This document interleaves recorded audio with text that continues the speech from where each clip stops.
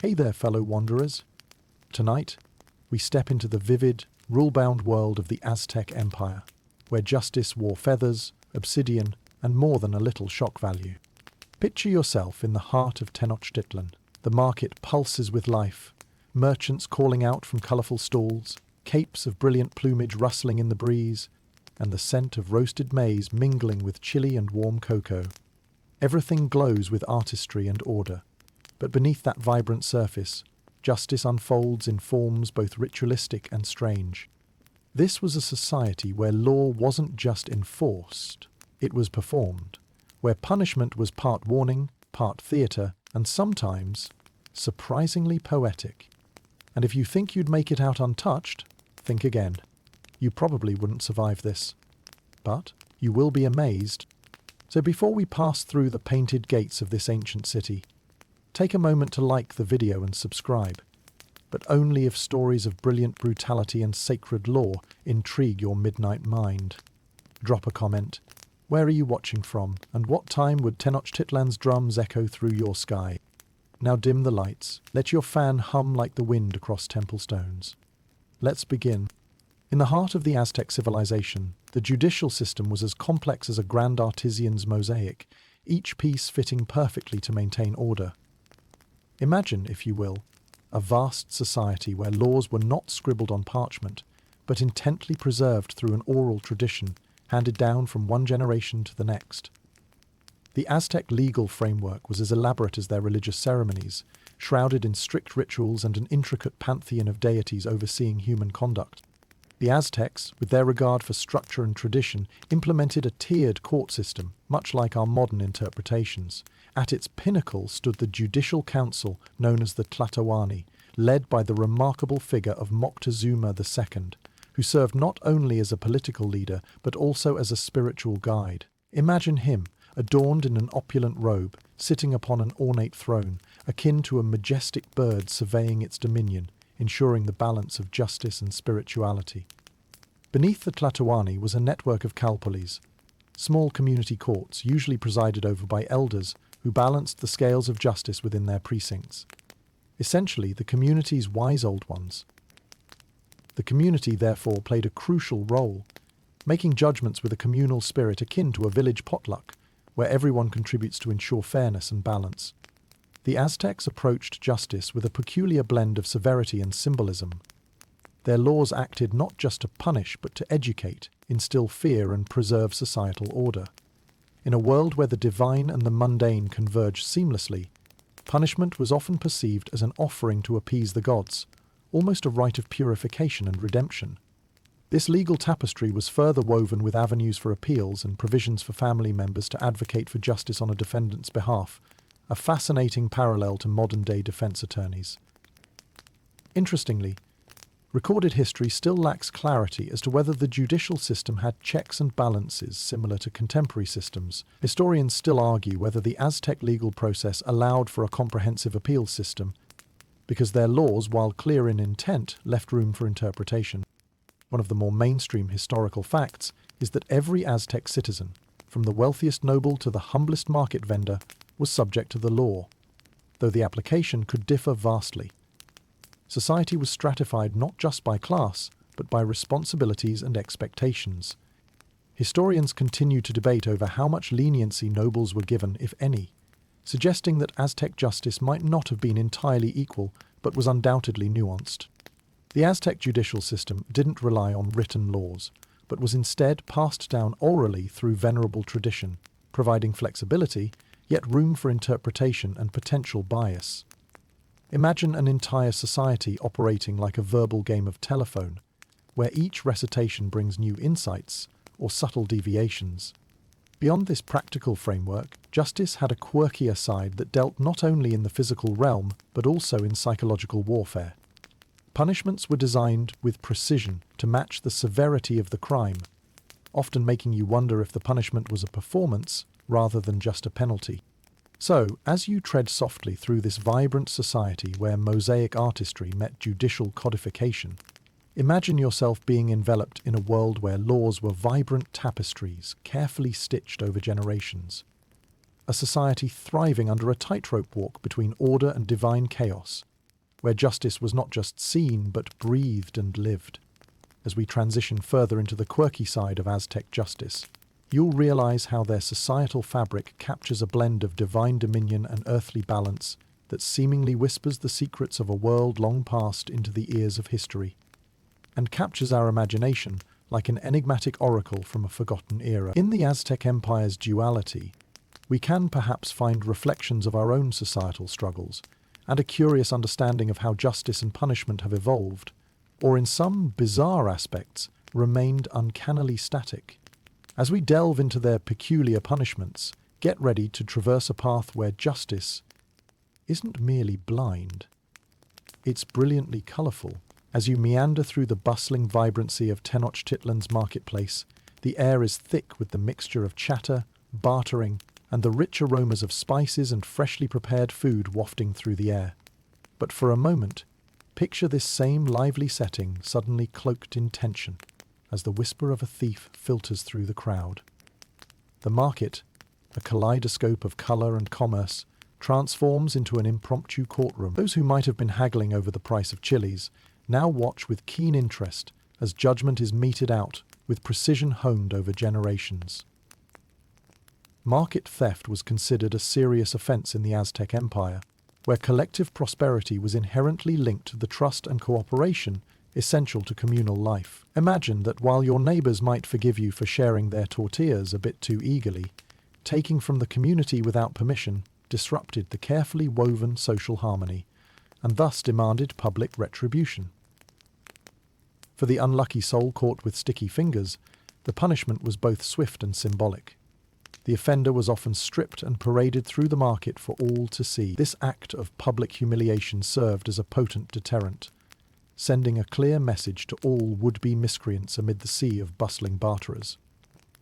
Perhaps the ancients understood the power of social embarrassment as well as, if not better, than any modern parent scolding a child in the cereal aisle. Historians still debate whether the punishment for a repeat offender was harsh physical labour or a more severe corporal punishment, but what remains clear is that the aim was as much about reintegrating the offender back into society as it was about vindicating the act of theft. The communal spirit, you see, was the ultimate mender of broken bonds.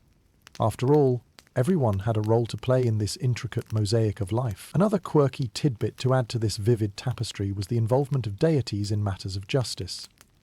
It was believed that market deities would dole out divine retribution to thieves, a divine protection insurance plan, if you will, buyers securing their shopping expeditions under the watchful eyes of the gods. You might chuckle, but wouldn't it be something to imagine today's shoplifters looking over their shoulders for not just security cameras, but also divine beams from above? Furthermore, there is a scholarly debate over the complexity of the pocketteca, the merchant class's role in enforcing law and order within the bustling markets. These affluent traders were far more than simple salespeople. They operated as a quasi-intelligence network, ensuring the empire's prosperity in goods was mirrored in security and order. Whether their motives were based on altruism or economic gain remains an enigma, yet they were instrumental in maintaining equilibrium within the market, often acting as arbiters in disputes.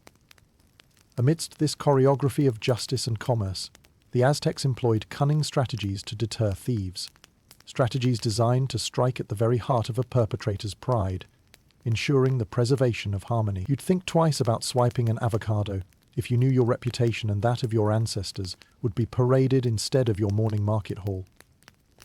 Picture the tension captured in those glances, the rising suspense as Aztec justice weaved through the marketplace, threading its way into every heart a warning, an example vivid as a cautionary tale spun in the soft glow of a storyteller's firelight. For those observing, it was a reminder entwined with anxiety and assurance that fairness and societal balance would persevere. And now, you find yourself captivated by the era where justice served as a public spectacle, cementing social order through woven threads of fear, reverence, and redemption. The Aztecs understood the value of making an impression, one that etched warnings on the communal consciousness, sharper than even their finest obsidian blades. This chapter in Aztec legal history reminds us that while the past may seem foreign and often curiouser than we can comprehend, its constructs invoke wonder and reflection on our constructs of justice today. As we continue to unwind this vibrant mosaic of ancient justice, remember how communal accountability and divine supervision once lined the pockets of marketplaces, just as surely as any merchant's finest wares. As you pause to tie together the threads of justice with the flourishing fabric of Aztec society, you quickly notice a pattern emerging. Punishment varies not just by crime, but by who commits it. The Aztecs, much like today's societies, recognized that the socio-political landscape shaped their judicial approach, and nowhere is this more evident than with the noble class, where the stakes were high and the consequences even higher. Imagine yourself as a noble, striding through lavish gardens filled with rich tapestries of exotic flowers, vibrant and lush under a sky that echoes the opulence of your status. Yet, beneath the silken garments and jewels, a stringent code governs your every move. Here, prestige is both a privilege and a precarious blade, one sharp enough to cut bonds as easily as it ties them. The nobles, or pipiltin as they were called, held the weight of society's expectations heavily on their sculpted shoulders. Their role was not just to lead, but to embody the values and strengths of the Aztec world. When one of these esteemed individuals faltered, it wasn't merely a personal failing, but a much graver dereliction that threatened the societal order. You see, the Aztec rulers understood that with great power comes great scrutiny. Punishments for noble offences were crafted not only to correct but to recalibrate perceptions, often ensuring that their elite status didn't shield them from the harshest truths of the law. This wasn't just about justice. It was a public reaffirmation that even the loftiest clouds could be pulled back to swiftly reveal that beneath lay responsibilities, a stage for retribution as rich as the sun-kissed pyramids. Consider a noble caught in the act of misappropriating funds.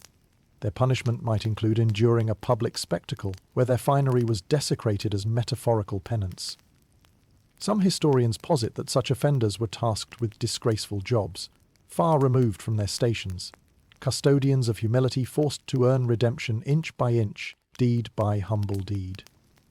Moreover, maintaining the balance between divine favour and civic duty influenced punishments steeped in symbolic meaning. For instance, losing one's estate or suffering a tarnished reputation could be as effective as 1,000 lashes, rendering a potent message to allies and enemies alike. The impact was designed not just to punish, but to ripple through society like a stone cast into Lake Texcoco, inspiring reflection and careful pathfinding. What remains an intriguing scholarly discussion is whether some standards were inherent checks to prevent corruption amongst the ruling class, a fascinating parallel to today's legislative ethics committees. Did these measures succeed in embedding principles, or were they a mere front for maintaining power dynamics?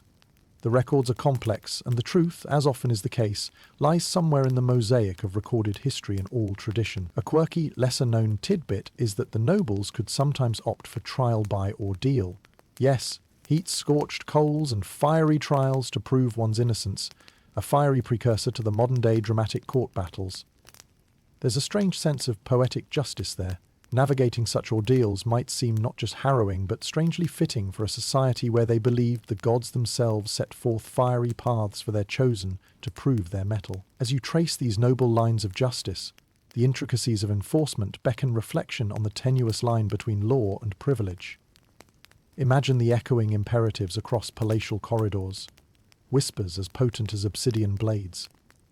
A society where each noble act, whether to fall or flourish, paints another vivid layer in the ever-turning kaleidoscope of accountability. And thus, as you continue on this journey through Aztec justice, remember how these noble hearts bore not just the burden of legacy, but the weighty potential for change, lessons in humility as profound as offerings laid at the feet of the gods.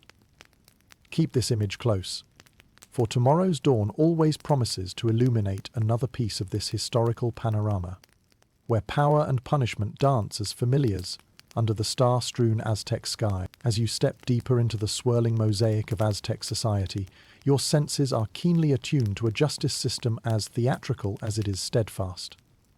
The word public humiliation might evoke Victorian stocks or Shakespearean jests, but for the Aztecs it was a vibrant, living aspect of their judicial theatre, a stage where the audience played a crucial role, lending applause or gasps as the drama of discipline unfolded. Picture this: a bustling open square in the heart of the city, a vast tableau of humanity all intensely focused on the unfortunate figure in the center.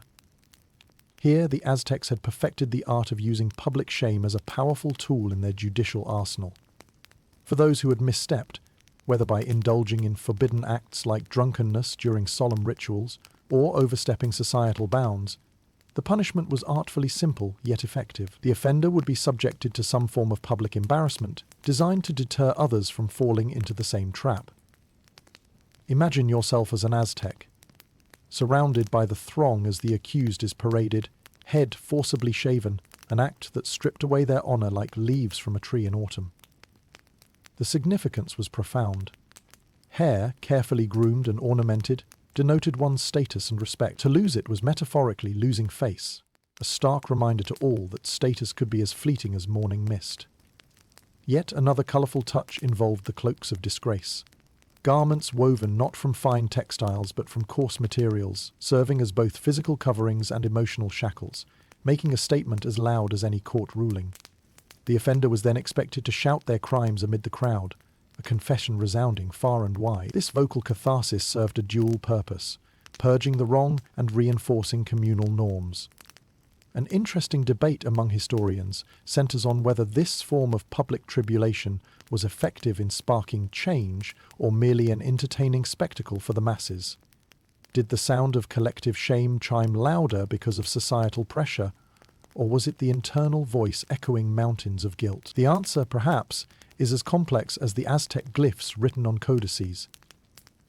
Adding a quirky layer to this tale are the oddball methods used to amplify dishonor, such as donning masks reminiscent of mischievous deities, a touch of divine comedy within an otherwise grave situation.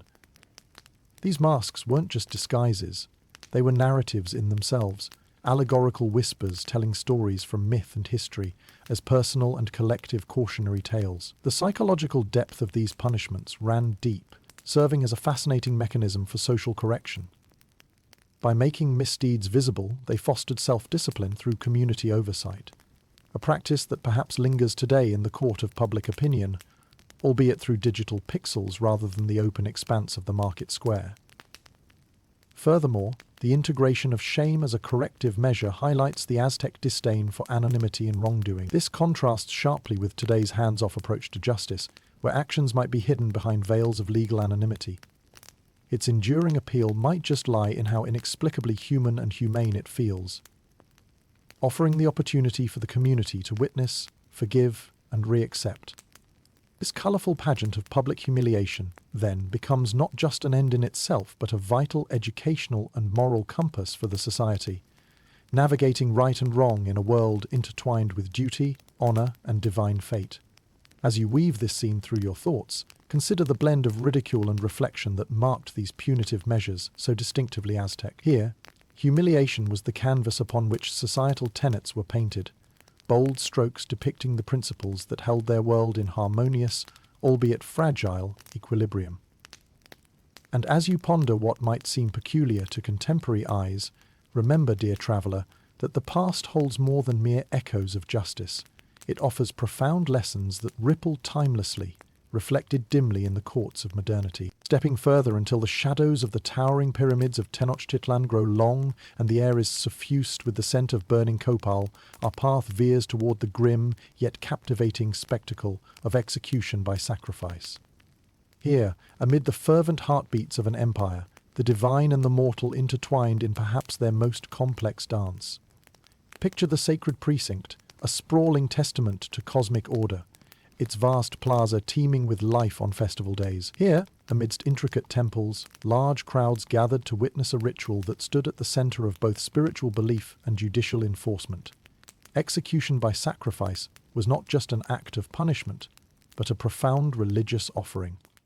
For the Aztecs, sacrifice wasn't merely a solution for crime, it was a dialogue with the divine, a necessary conduit to maintain universal equilibrium. The condemned, whether a captive of war or one who dared to defy the gods, symbolized a vessel for this hallowed communication. As you stand amidst the gathering crowd, enveloped in a cloak of whispered prayers and hushed awe, the air vibrates with anticipation. The brilliant hues of sacred robes contrast starkly with the solemnity of the occasion, as those about to meet their fate approach the stone altars. It's easy to imagine the tense choreography as priests prepare for the sacrifice, their intent palpable, yet the ritual, not an act of cruelty but of necessity, was believed to ensure that the gods continued to bestow their generosity upon earthly realms. The sun, moon, rain, and harvest all were thought to hinge upon these sacred exchanges. Like a ledger of cosmic order, the Aztec worldview depended on maintaining balance between life and sacrifice. Historians still grapple with the sheer scale of this practice. Some argue that sacrifices were exaggerated by the Spanish for dramatic effect, while others view them as a misunderstood element of deeply rooted religious cosmology. What remains clear is the symbolic weight such ritual executions carried, demanding reflection on how societies channel divine need into earthly action. Among the fringe intricacies was the role of the sacrificial victim, often glorified during their brief tenure as a representative of divine renewal. They were sometimes given the freedom to live luxuriously, as deified figures for days before meeting their end. It's a peculiar fable, however morbid, speaking of a society where the edges of life and death blur, transforming a last breath into the ultimate homage. Beyond the grand plazas, there were rumors of lesser-known sacrificial rituals enacted privately for specific infractions. Tales of sacred hearth fires and feathered capes beneath twilight skies, stories merging crime with cosmic correction. Whether apocryphal or not, these whispers carve a remarkable niche into the Aztec judicial cosmos, suggesting that facing the divine might sometimes sidestep the public eye, for solitude under the celestial sphere. Moreover, the Aztecs viewed these sacrifices not as merely punitive, but as a chance for elevation, a passage from the mundane to the sacred. The inherent duality presents a motive not just to punish, but to purify, whether it be a captive warrior or a high-born lawbreaker. Their departure was as much a journey of soul as consequence, a bizarre but alluring resolution of life into myth. In the thread of this elaborate tapestry lie reflections of values that resonate and reverberate today. However distant the practice seems from contemporary ethics, their deep connection to beliefs and community offers a mirror through which we may ponder our own views on justice and retribution.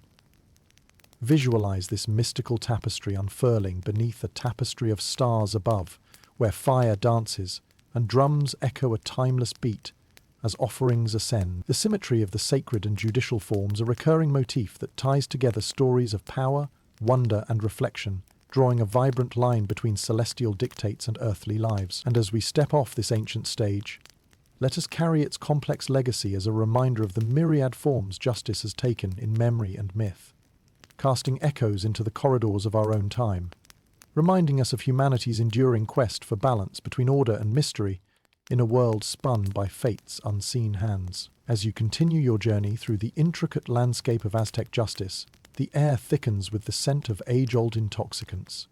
Picture yourself amidst a celebration in full swing, perhaps a naming ceremony or the delightful riot of color during the Tenochtitlán festival. Here, where the air is festive and the pulque flows as freely as laughter, a subtle tension ripples beneath the revelry. For the Aztecs, alcohol was not simply an indulgence, it was a sacred substance, bound to the threads of tradition and moderation. Imagine the brew, a milky white concoction brewed from fermented agave, slipping smoothly along the tongue, each sip a communion with the past, every measure a delicate balance between enjoyment and overindulgence.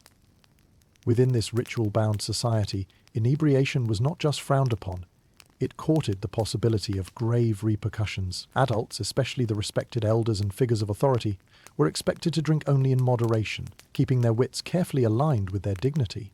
Youths were strictly forbidden from partaking. To do so would invite not just familial scorn but societal shame. In these gatherings, accidental or deliberate trespass into the realm of drunkenness could lead to punishments both imaginative and severe. For first-time offenders, they could be stripped of their garments and paraded through the streets, symbolic of a soul laid bare, scoured of pride and caution alike. For repeat offenders, especially those in roles of importance, punishments could escalate to more grim outcomes, such as fines or enforced servitude. An intriguing mainstream fact of this era recounts that if a noble was caught inebriated, their punishment might echo their social responsibilities, a unique blend of consequence and solidarity aimed at maintaining the vital fabric of communal hierarchies. They might face forced confession during a public ceremony, their admissions as rhythmic as the drum beats accompanying these rites, a sobriety restored by the collective power of reflection. The fringes of history whisper curiosities. How indulgent during specified festivals and in isolated environments transformed a punishable act into a permissible peek into the well of oblivion. For the nobles, particularly, sanctioned inebriation with divine permission, think of it as a royal exemption to indulge, became a perfumed privilege, a nod to the balance of tradition and circumstance. Historians debate whether the stringent laws about alcohol were enforced as rigidly as the records imply. Were these measures exercised equally across all classes, or did the law surreptitiously favour some over others? The inquiry remains as complex and enticing as a cryptic knot woven into the broader landscape of Aztec justice. A quirky aspect of this regulation was the inclusion of deific patrons within these traditions, like Mayahuel, the goddess of the maguey plant, watched over your gathering, revered for her ties to nourishment and drink. The element of divine indulgence existed as a fascinating counterpoint. The sacred and earthly realm seemed to strike a peculiar balance between celebration and sin. The spiritual significance of alcohol emphasized moderation's fine line, while reinforcing the notion that societal roles demanded constant awareness, lest indulgence unravel the tightly knit tapestry of order. This observance of boundaries, however frail and human, served as a poignant reminder of the ever-present gaze of the gods, who endlessly reviewed mortal failings against divine mandates. Consider the vivid legacy this leaves, the notion of control amidst chaos, the constant dance between temptation and temperance, a balancing act worthy of the most thrilling tightrope performance, now echoing in whispered tales and ancient songs sung during the moonlit hours in bustling courtyards. As the echoes of past revelries soften into the quiet hum of night, observe how these ancient rules resonate through time. They reveal not only a society's grasp on moderation, but also the fragile equilibrium sought by all those living beneath the scrutiny of celestial and communal eyes. Thus continues our journey through this ancient tapestry, a mindful exploration of virtue and vice in a world defined by cosmic intricacies and earthly rituals, bridging the sacred with the mundane to unearth the timeless rhythms that continue to inspire awe and reflection in today's world. As the soft glow of ancient lamplight leads you further into the avenues of Aztec justice, let the intrigue of relationships light the path before you. In a society as intricate as a weaving of threads, all vying for harmony, matters of the heart were accorded serious weight. Imagine the bustling life around you, filled with vivid connections and whispered secrets. A symphony of devotion and desire, punctuated by stringent rules of conduct. Adultery, then, was not a mere personal indiscretion. It stood as a societal fracture, challenging not only the bonds between individuals, but also the delicate web of kinship and alliance. For the Aztecs, such tales of misplaced affection and jealousy held the power to tilt the scales of harmony, triggering a swift response from those who safeguarded moral order. Picture a sunlit plaza where couples stride in harmony, each step marking a public commitment. But should the veil of this trust be pierced by infidelity, the consequences were severe and swift. A transgression not only against a spouse, but a broader violation of family alignment and social protocol. When confronted with the shadow of adultery, the offender was typically ensnared through vigilant observation or public accusation, faced judgment steeped in tradition and ritual. Both men and women found guilty of stepping outside their marriage were often met with harsh consequences. History records that penalties for such breaches included execution, usually by stoning or strangulation. Within the Aztec framework, such severe measures were believed necessary to restore cosmic and societal balance, just as critical and unforgiving as that time you left a cup on the edge of the table and gravity did the rest. However, before any stones were cast, accusations required significant proof, an intriguing insight considering the often clandestine nature of the act. The tongue-in-cheek scholars joke that all those whispered exchanges and furtive passes were thwarted by a society that effectively broadcast communal vigilance through invisible channels. Not too dissimilar from today's social media gossip mill. Historians still debate whether nobles received subtly different treatments compared to commoners. Did the word of a noble carry more sway, perhaps sparing them from the more fatal of fates? The discussions weave an elaborate tapestry of conjecture and curiosity, teasing out the complexities of class and privilege interwoven with the strands of justice. Quirky tales of hidden romances intersect with records of severe penalties, remind us that even within the strict confines of law, the Aztecs marveled at the same complexities of love and desire that fill novels and soap operas today.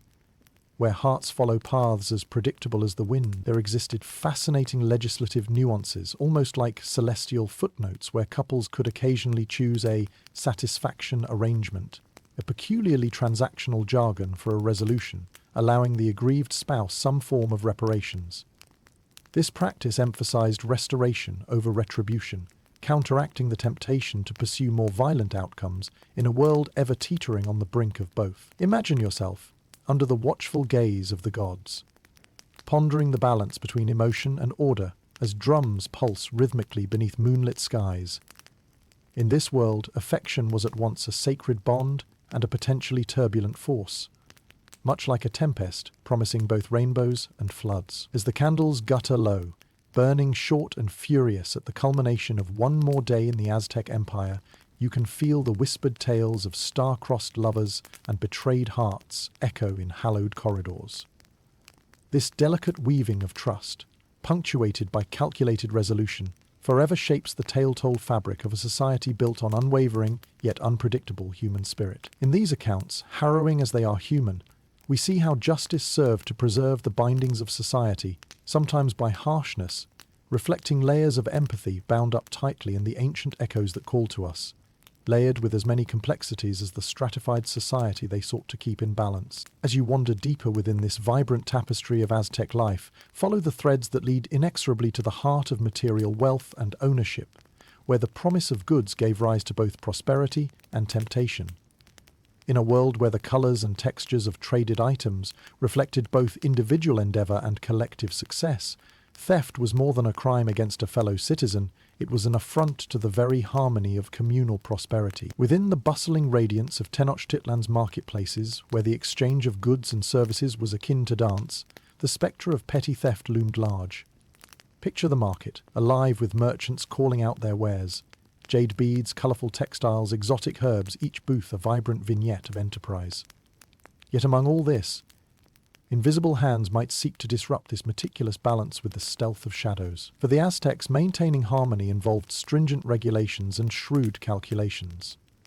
The consequence of theft was not just punitive but fundamentally restitutive, fostering a society keen to restore equilibrium swiftly. When a thief was found, an intricate system of restitution was set into motion, where compensation was meticulously calculated to match the nature and value of the stolen item. If a thief absconded with an obsidian blade or a vibrant feathered cape, they would typically be required to return the same or an equivalent value, often multiplied, sometimes as high as fourfold in severe cases. This hefty deterrent meant that each act of restoration echoed the exacting nature of the Aztecs' commitment to fairness and order, deterring future thieves who might find the equation weighted heavily against them, as if solving one of life's more challenging math problems, only with sharper consequences. And yet, beneath the broad sweeps of retribution and recompense, there existed an intriguing depth of social dynamics. The community could serve as a backdrop for mediation, with both factions coming together under the elder council's discerning eyes, almost like Neighborhood Watch meets Judge Judy, each case an improvised theatre in the unending play of justice.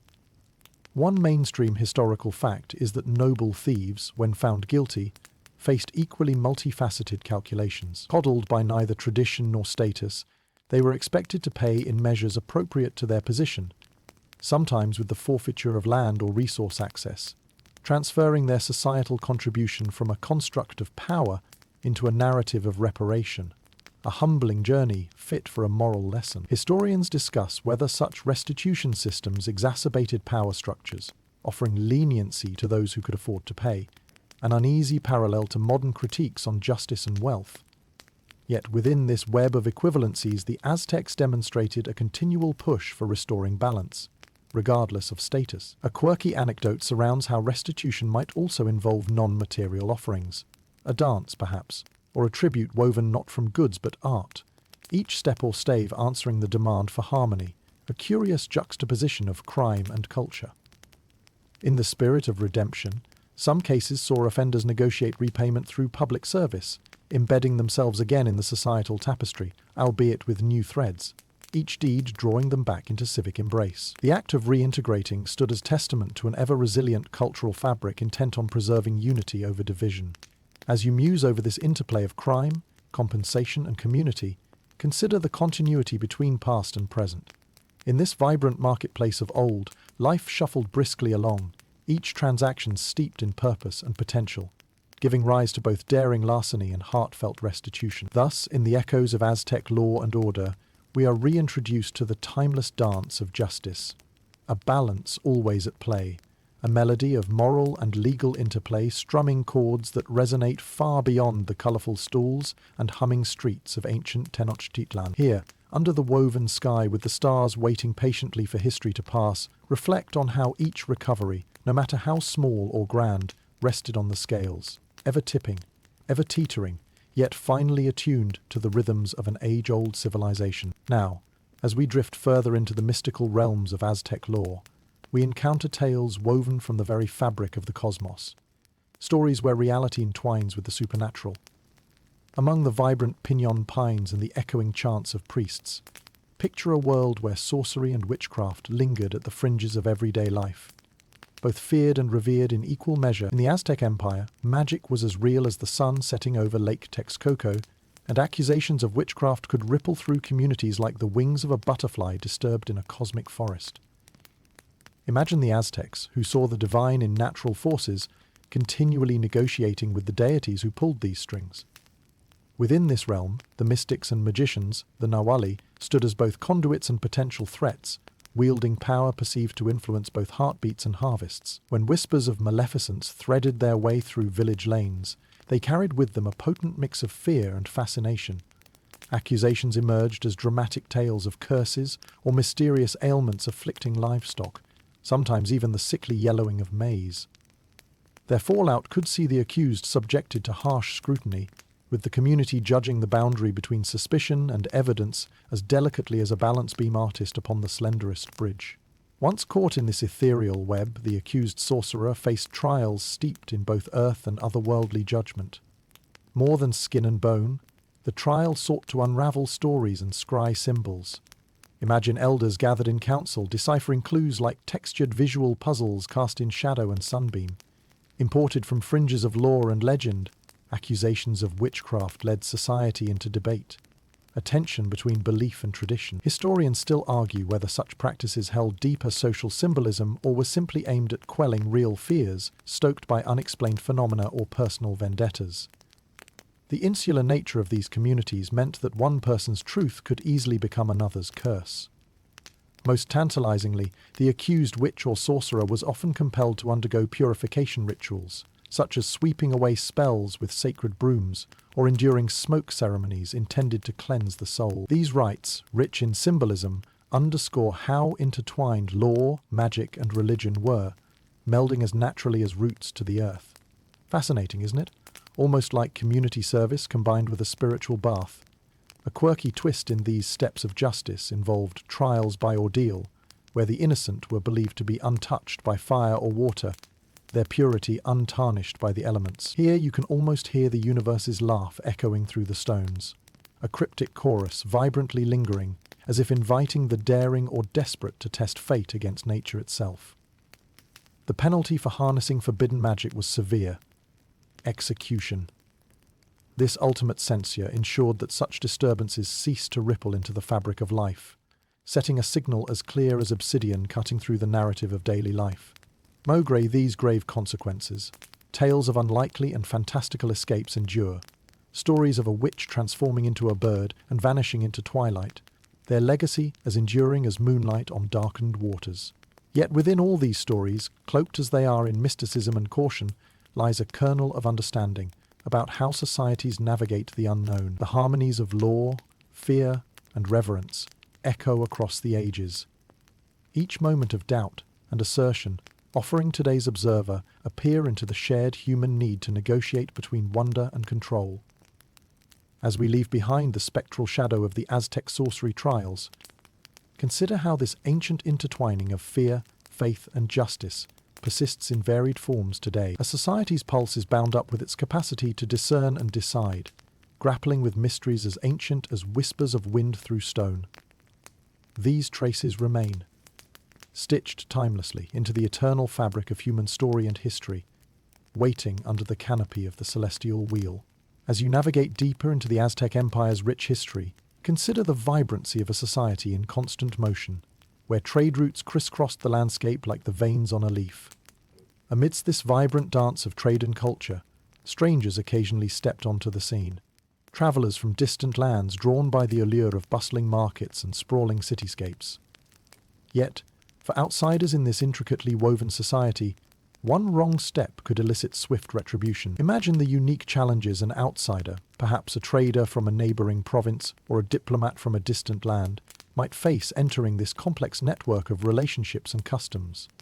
As you walk through the busy markets of Tenochtitlán, your senses are met with a sensory overload of vivid dyes and animated haggles, an orchestra of commerce and tradition. But remember, undercurrents of caution flow quietly, like the silent reeds along the lake's edge. The Aztecs, with their complex codices of law and conduct, demanded adherence not only from their people, but also from strangers who ventured into their midst. Violations by outsiders, whether intentional or accidental, were viewed as direct challenges to the societal and cosmic order. One can almost feel the weight of these expectations, like a family dinner table, laden with unspoken rules and secret codes. For an outsider caught breaking the rules, the consequences could be severe. They might be subjected to public humiliation as a form of societal correction, a reminder that respect for local customs was paramount. However, for egregious offences, punishment could escalate to physical penalties or even execution, meant to sever any potential ripple of disorder such transgressions might cause. In this world where law and belief were tightly interwoven, struggling under the conceptual burden of whether outsiders followed a prescribed etiquette posed significant diplomatic challenges. Perhaps the oddest quirk was the simple act of footwear. As historians recount, entering certain sacred precincts necessitated removing shoes, a gesture of respect akin to stepping quietly into a chapel, and knowing exactly when to rise and fall during the service. Failure to comply with these cultural nuances could easily lead to misunderstandings with grave outcomes. At the heart of this ordeal was the belief that every action was watched over by deities who demanded proper observance. Mistakes made by outsiders thus provoked fears of unleashing divine wrath upon the community. To the Aztecs, the celestial and the earthly were perpetually intertwined, like the strands of a complex divine loom. Signs of submission and respect were crucial, as even linguistic blunders could cause considerable offense. The distinction between ally and adversary sometimes balanced on such misunderstandings, as intricate as the verbal dance during a diplomatic encounter. Consider the protocol of gift-giving, a fundamental expectation but fraught with pitfalls, if not performed with due acknowledgement of rank and significance. Interestingly, scholars continue to debate whether the strict enforcement of rules for outsiders directly correlated with the flourishing exchange of ideas and goods, suggesting a fluid interplay between rigidity and flexibility in the manner order was enforced.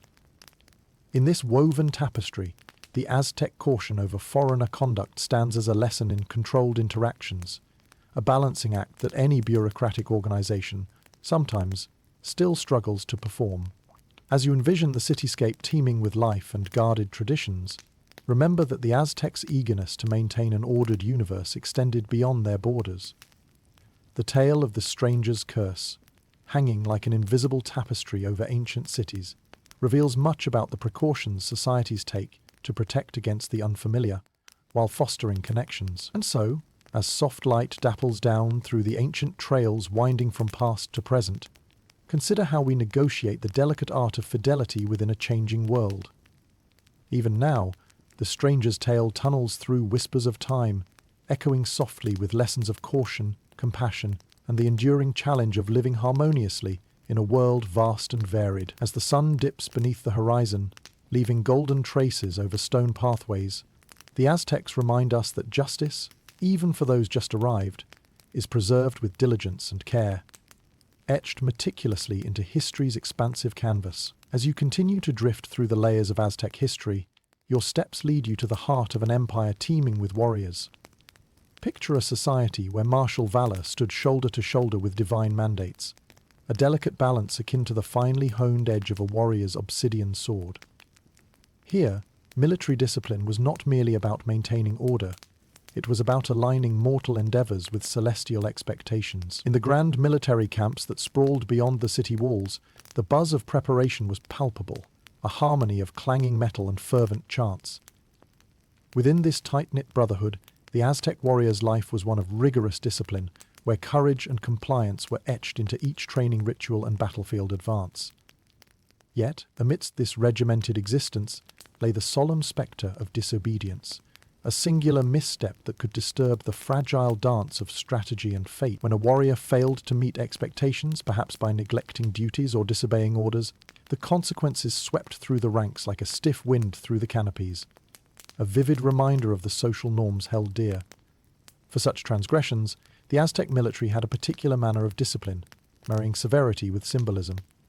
Punishments were meted out with public unmistakability, designed both to correct and serve as a parable for others. Offenders might be stripped of their rank, their once proud feathers and insignia removed, a public peeling of status back to bare skin. Such acts reverberated deeply, invoking not only personal shame, but collective reflection upon the ties that bound each soldier. Not unlike a reminder that even the celestial heavens could be temporarily obscured by the passing clouds. Imagine a warrior, once vibrant with the colours of his achievements, now seeking redemption through public acknowledgement of his failings. Encounters with military discipline emphasized not only correction, but reintegration. Ceremony wrapped shame, restoring the errant officer back to the community with ritual precision, highlighting that the Aztec way was never solely punitive, but aimed at recapturing cohesion. In some instances, a unique quirk of Aztec military discipline involved tattooing. Esteemed warriors might mark their skin with stories of conquest and honor, but for those who fell from grace, undesired tattoos served as permanent reminders of their folly, a cryptic catalogue of past mistakes etched in ink over the soul's flesh. In this, they were oddly ahead of the trend, where tattoos record personal histories, like a permanent Instagram feed stitched onto the self. Scholars continue to examine whether military disobedience held significant consequences not just for individuals but for the social fabric at large. Did these infractions ripple through divisions, bearing the weight of potential demoralization? The vibrant tapestry of Aztec discipline suggests a society keenly aware of how balance was maintained through both external pressures and internal reflection. It's whispered that on rarer occasions, ceremonial races were used as both punishment and purification. Wayward soldiers were subjected to grueling runs, their honor intertwined with the pulse of the land. Stripped of their plated armor, lightened for speed, they raced across tracks etched with community expectations, a ritual as lyrical as it was laborious. Despite the gravity of military sanctions, redemption remained a critical component. A warrior's return to grace paved a path back to service with moral lessons carved into every cadence, a motif stretching across ages, reminding us of the importance both of structure and second chances. As you wander the dusty trails of history's past, consider how the Aztec military, with its discipline and belief, navigated between order and chaos. In their precise balance lies an enduring reminder of our own grappling with authority and forgiveness, a tale that remains forever etched in the arc of time. The echoes of disciplined warriors continue to resonate, reminding us that the dance of justice is a timeless waltz, pulling us gracefully through history's corridors toward today, ever under the aegis of heavenly mandate. At twilight's soft descent, we see with clarity the nuanced foundations of justice, laid down by those whose feet never cease to march forward, ever gallantly balancing on history's glorious stage. As the soft hues of Aztec twilight wrap around you, casting an ethereal glow over the bustling city of Tenochtitlán, a peculiar sight catches your eye. Noblemen adorned in feathered capes, their opulent colours shimmering like living rainbows against the sky. These garments, however, were far more than mere fashion statements. They carried weight in a society where symbols reigned supreme, and the penalty for mishandling such delicate treasures often exposed the unique intersections of Aztec law, status, and artistry. Imagine strolling through the bustling city streets, where every shuffle and sway of a feathered cape conveyed a tapestry of story tales, interwoven with rank, achievement, and divine favour. Crafted with the versatility and vibrancy of a master painter's canvas, these capes adorned the backs of nobility, transforming them into walking works of art. Their manufacture required immense skill, drawing from the feathers of birds that only entered this world with the sun's most golden hues, the quetzals and hummingbirds of their realm. Gifts from the gods, celebrated in every weft and weave. For the Aztecs, mishandling these illustrious capes was no small offence. It signified a breach not only of personal honour, but of the cosmic equilibrium, triggering palpable consequences as sure as the sun rose over the mountains. Those caught in the folly of unauthorized acquisition or damaging these revered symbols faced humiliating punishments. A swift call to restitution, or perhaps even lashes. Each one a stinging reminder of their folly. In cases where accusation equaled crime, the unauthorized adornment of a noble's feathered cape ranked high in the realm of Aztec misdemeanors. The cloak, like a passport of status, demanded respect. Misuse was a whispered sacrilege against the hierarchy that defined the realm, a blurring of lines akin to today's counterfeit designer labels, meant to fool an observer from half a step away. Distinctively, those who dared to transgress against these woven wonders were not dealt with solely by the grasp of traditional courts. They often faced judgment from within the layers of nobility itself. A jury of peers, opining with the gravity of an emperor's council, determined the penalty.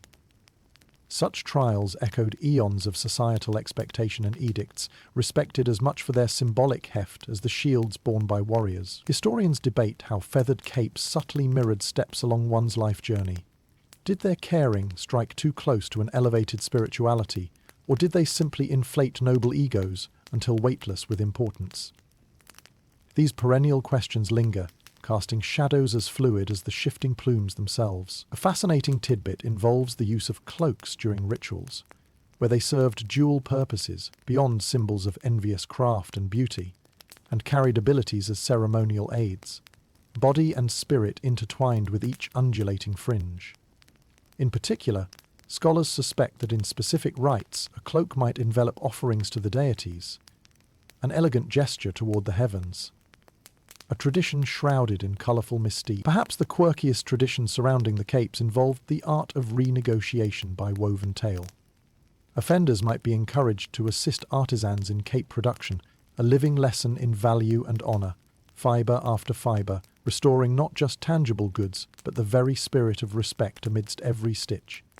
It's akin to an ancient community service that wove insight as threads, gifting novices an appreciation beyond sight. As you wander through this kaleidoscope-infused narrative, consider the delicate balance the Aztecs maintained, where justice and splendour walked paths entwined.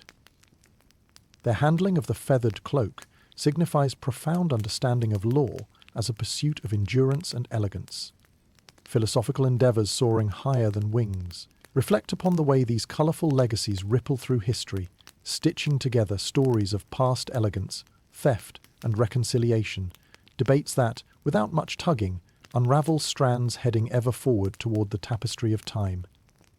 In these tales of exquisite finery and justice woven brightly, let your imagination cradle the remnants of a society where law and beauty lingered side by side, guarding not just shoulders, but the woven integrity of culture. The canopy of stars blankets Tenochtitlán as you tread quietly toward the outskirts of this great city, an expanse where cultivated fields stretch beneath a crescent moon, and the ancient waters of canals reflect the night's mystery. The Aztec people revered their land, understanding the delicate interplay between earth and sustenance, a respect that informed their approach to justice and protection of vital resources. In this world, agriculture wasn't simply a matter of sustenance. It was a bridge to the divine, a mandate as sacred as any whispered prayer. The twin guardians of agriculture and water, key to the empire's prosperity, demanded explicit reverence, which meant that any infraction against them drew immediate and serious consequences. Imagine, if you will, the burden of ensuring these lifelines were protected when the clamour of daily life could threaten precision cultivated with such care. Farmers, deeply attuned to the rhythms of nature, worked these fields under the watchful eyes of both earthly overseers and celestial beings. Disruption, whether from neglect, theft, or diverting water for unauthorized uses, was more than an offense against an individual. It was seen as a destabilizing force against community harmony and cosmic balance. Such acts, equivalent today to ignoring a garden's careful nurturing, needed swift and imaginative responses. Consider the high stakes for those disrupting the precious flow of canals. Punishments varied depending on the scale of the infraction, but were often designed to remove the individual responsible from a position of influence. A person found guilty of irreverently mishandling water could be stripped of land rights, transferring oversight from capable hands to those more attuned to its sacred cycle. Lesser offences might see reparations paid through labour, an opportunity for the errant farmer to redeem themselves via physical acts of restoration, every turned spade and pile of soil sown with new seeds, standing testament to their contrition. There existed profound recognition that the land had its own story and rules, as insistent as the whispering reeds that lined the canals. A more entertaining, if curious, anecdote points to particular rules surrounding the precious corn crops, a consumption focus providing metaphoric reference to communal patience. Those caught pilfering a neighbour's stalk might find themselves gracefully unburdening the heavens, proverbially restoring the land's bounty, until the stolen kernels were replanted through the labour of song and dance. An unusual form of restitution, but one perhaps to be likened to remedial ballet. It's interesting to note that due to the collective dependency on agricultural success, the system of rewards and penalties operated within community confines, encouraging rather than excluding, guided through collective preservation. Did this approach create a framework for broader environmental stewardship? Historians continue to debate whether the Aztecs possessed early forms of eco-consciousness, or if theirs was purely driven by ritual observance. A quirkier practice was the strict guardianship of seeds from sacred plants, which were to be cultivated with precise rituals. Violations faced resolute consequences, so delicately did the community perceive these gifts from their gods, commandments veiled in divine favour. Imagine the quiet yet insistent ritual of soil blessings spilled as earnest offerings for imagined her. As you journey deeper into this cultural tapestry, it becomes evident how much Aztec justice was knitted within the fabric of existence. The marriages between nature and law, practicality and belief, reveal a society mindful of its tenuous grasp on survival and divine favour. In this nightly descent through time, allow the cool breeze to remind you of the continuum, how stories of fields and canals speak both of the past and to a shared future. Traces of such intricate balance between justice and ecology remain profoundly relevant, resonating through today's struggles for harmonious coexistence. Let this reflection guide you through the interconnected threads of a world where every furrow within the earth mapped unseen journeys to the heavens, and where echoes of Aztec footsteps still linger softly, trailing lessons carried through the gentle rustle of ancient leaves, beneath a watchful celestial guard. As dawn's first light kisses the fields stretching beyond Tenochtitlán's grand architecture, the story of the missing corn unfolds beneath the vibrant azure sky. In this land, where every ear of corn embodies both sustenance and sacredness, tales of crop theft resonate with both the weight of necessity and the sting of betrayal. Imagine the bustling anticipation of a harvest morning, the air thick with communal ambition. Friends, families and neighbours gather to reap the fruits of their labour, their hands sweeping rhythmically through the golden sea of corn, each husk a testament to diligent care and divine favour. Yet in this harmony lies a potential discord, the feared shadow of theft threatening the abundant balance. The theft of corn, a crucial element of daily life, interwoven with religious ceremony, was counted among the most egregious of transgressions. To steal from the fields was akin to disrupting the delicate thread between the earthly and divine, a tangle of intentions requiring swift reconciliation. Accusations of crop theft typically began amidst murmurs circulating through community gatherings, carried on whispers as delicate as cobweb. If a neighbour's plot appeared suspiciously bountiful or inexplicably deprived, these murmurs could mount into formal allegations. Justice was administered swiftly within the community to mitigate any lingering disruptions. The approach to adjudicating such misdemeanors combined elements of counseling, discussion, and sometimes restitution. Community elders played integral roles, acting like wise arbiters amid the web, negotiating outcomes that reflected both punitive inclination and pragmatic restoration. The communal nature of the Aztec society necessitated not just resolution but reintegration, akin to pulling a wayward thread back into the woven tapestry of village life. Those proven guilty might face a peculiar blend of punitive labour designed to ameliorate grievances. Imagine the culprit, tasked with the hard yet rhythmic labour of replanting compromised plots under watchful eyes. not just as a penalty but a path to regain trust, a living tableau of contrition, an act as fundamental as reshaping the earth, reconnecting with the cycles of planting and harvest, redeemed through sweat and effort. There's a beguiling account of how, within these judgments, offenders might be allowed redemption by participating in communal rituals, ceremonies where offerings of thanks and propitiation were made to the gods to realign cosmic harmony.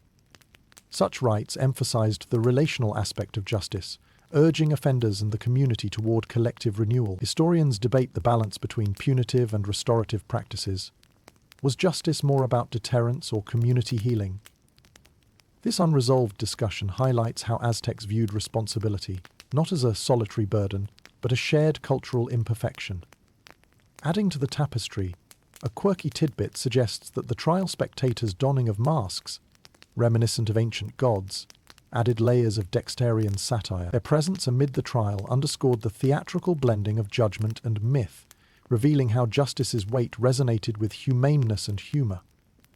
Within these fields and enduring their truths, the significance of maize stands as both nourisher of bodies and symbol of life's sustaining force, rooted deep in narratives of balance and righteousness. As you tiptoe across this landscape where history twines with the spiritual, the eeriness of shared meals consuming both past and future informs a societal structure sensitive to the cycle of guilt and atonement. In the rustle of maize soft waltz, hear echoes of an empire's heart.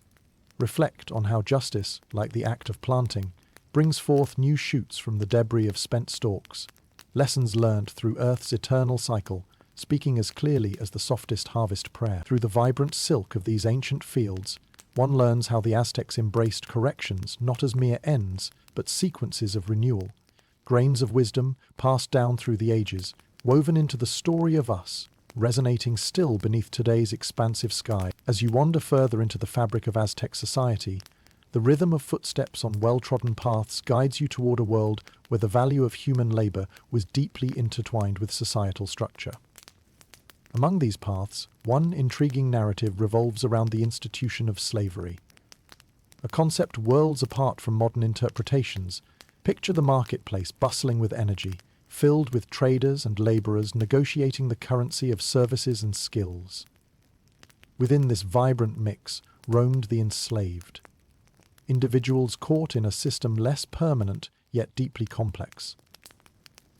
Unlike the lifelong bondage seen in other societies, Aztec slavery was a condition from which one could emerge, a temporary state more akin to an indentured servitude, with a nuanced code of rights and obligations. Enslavement often resulted from debts incurred during the inevitable ebbs and flows of life, perhaps the result of famine, misfortune in a gamble, or unpaid loans. A slave in the Aztec world retained basic rights and could earn their freedom through hard work, marrying into the master's family, or purchasing their own liberty. In this delicate dance of agency and oppression, a unique balance was struck. Imagine a slave, labouring by day in the fields or within the noble household, able to petition for their freedom upon repaying their debt. This dynamic afforded a measure of autonomy, with the possibility, however slim, for the restoration of their place within the community. Like a skilled tightrope walker, freedom balanced precariously at one end, while service anchored a stoic purpose on the other. Nonetheless, the desire for freedom sometimes led to escape attempts, inviting the harsh realities of pursuit and recapture. Aztec law allotted significant power to masters to retrieve runaway slaves, yet even here moderation prevailed. On capture, punishment was typically meted out in measured strokes rather than fatal cruelty, emphasizing correction rather than eradication. This restorative approach echoes throughout the empire, a society intent upon stellar equilibrium. In contrast, a proper escape, successfully reaching the royal palace and laying one's grievances before the ruler, could earn refuge from prior servitude in a curious practice where the splendor of law aligned with the drama of kings. Imagine the scene, a desperate sprint across bustling streets with liberation visible beyond the gate, recounting tales beneath vivid splendor and poised statues, listening to tales of plight, with possibilities shifting like the corn's tender stalks under a watchful sun. The scholarly debate continues as to whether this method truly offered solace or served as a disproportionate escape. Some historians see it as an example of manumission extended along disappointingly rare avenues, whereas others argue that, however idealized, it served as an aspirational beacon, an opportunity for redemption lingering at society's differentiating edges. Among the quirkier practices is the master's traditional requirement to publicly declare a slave lost, a reversed search effort that almost reads as bureaucratic theatre. Each cry into the public sphere, a melding of necessity and timeless ritual, silently echoing across the corridors of governance. As the shadows stretch long over the streets of Tenochtitlan, consider the narrative complexity of freedom within the Aztec context. An interplay of constraints and opportunities that challenges persistence and patience, balancing on the jagged edge of circumstance. In these stories of pursuit and liberation, you find echoes of universal striving toward autonomy, played out against the backdrop of the bustling city, a reminder of shared humanity woven within the tales of long-forgotten echoes carried on today's winds. In a realm so dominated by cosmic balance, the Aztecs remind us how the struggle for freedom transcends time, carried forward in life's unyielding journey, speaking softly in the rhythm of footsteps toward tomorrow, beneath the eternally vigilant canopy of stars above. Walking further down the lively streets of Tenochtitlan, your ears catch the fervor of verbal exchanges echoing from conversations that weave together the social fabric of the Aztec world. In a society as layered as the richest of their textiles, words held tremendous power, capable of mending alliances or igniting feuds. Language, vibrant and potent, was wielded with as much care as their razor-sharp daggers. While today's culture might entertain the murmurs of gossip as harmless office chatter, in the Aztec Empire, insults and harsh words held serious ramifications. Words once spoken, like arrows loosed from a bow, couldn't be returned, and their impacts could ripple through the courts and into the silent spaces between families and rivals. Imagine a heated exchange amidst the colourful buzz of the marketplace, where a stray remark might slip out with unintended consequences, like a melody suddenly turning dissonant. In an environment where honour and face were earnestly protected, slander and insults invited swift retribution, akin to a wise owl guarding its sacred nest. The Aztecs were known to treat insults seriously, especially when publicized within the bustling heartbeat of community life. If individuals felt their honour compromised, they could bring their grievances to community leaders or local councils, seeking public recourse and restoration. The tradition held that reconciliation often required more than simple apology. It demanded formal recognition of wrongdoing and reparations, ensuring that relationships were restored meticulously, stitch by careful stitch. Punishments varied, but always aimed at rebalancing the disrupted harmony. These measures might include public apologies or even fines that symbolized both contrition and the tangible value of words, akin to placing each syllable on a gold scale to measure their worth against the silent sanctity of community peace. Historians still debate the meticulous nature of the Aztec approach to social discord. Were their measures too severe, or did they recognize an intrinsic need to uphold mutual respect as a cornerstone of societal structure? This debate, laced with threads of elegance, remains part of the compelling narrative of this complex civilization. In some cases, the ripple of an insult might be counteracted with community service, involving actions that spoke with more sincerity than rhetoric, each humble act reflecting the quest for restored balance, reflected in the smiling or skeptical faces of those witnessing this pageantry of penance. The fringes of Aztec society whispered of poetic justice, where skilled orators and artisans might take on the burden of expressing regret through arts or song, crafting verses as meticulous as a tapestry to symbolize reconciliation. A living testament to the ancients' belief in the power of words, spun into beautiful refashioned harmony. In the Aztec lexicon, even slight slips of the tongue could launch sprawling stories, inviting reflection on how we navigate the dangers and delights of language within our own modern spheres. Is the art of apology a forgotten craft? Or does its essence continue to shine within us, cast onto the firmament of human expression and understanding? As vibrant exchanges weave patterns into softly darkening skies, consider how far words echo beyond their utterance across the valley where stars touch the earth, sparking under the vigilant watch of celestial guardians. In these reflections, find handholds along history's path, wrapped in whispered promises of peace, rendering justice not just as a measured scaffold, but an unparalleled form of enduring communication. May we treasure the eternal legacy of language, where every utterance can serve as building blocks of understanding or battlements against discord. A timeless interplay well worth our continued journey and unfurling exploration across the landscape of time. Beneath the cyclic echo of ancient stars, perhaps we too can find wisdom in each murmured syllable beneath history's eternal whispering sky. As you continue to meander through the dense, vibrant heart of Aztec society, you find yourself stepping into an intricate realm of social dynamics, woven as tightly as a richly coloured tapestry.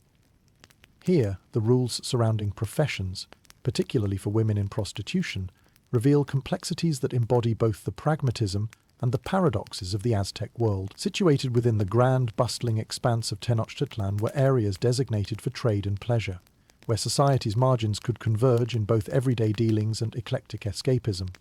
The portrayal of prostitution within this societal framework is fascinating. An occupation tolerated yet carefully regulated, absorbed into the city's ebb and flow. Imagine the streets alive with commerce and encounters, where diversity of roles and services underpinned the empire's vitality. Prostitution, while not shunned outright, was interwoven with societal strictures, and those within this profession walked a tightrope of social acceptability and constraint. Much like a finely tuned instrument, this occupation was orchestrated under contained permissibility, primarily conducted within specific precincts of the city. These districts, akin to a city's nuanced heartbeat, were tolerated as necessary evils, offering a structured release within the grand orchestration of daily life. Imagine women, draped in colourful yet modest garments, moving deftly through this world, their eyes sharp and their negotiative skills honed as precisely as any trader in the market.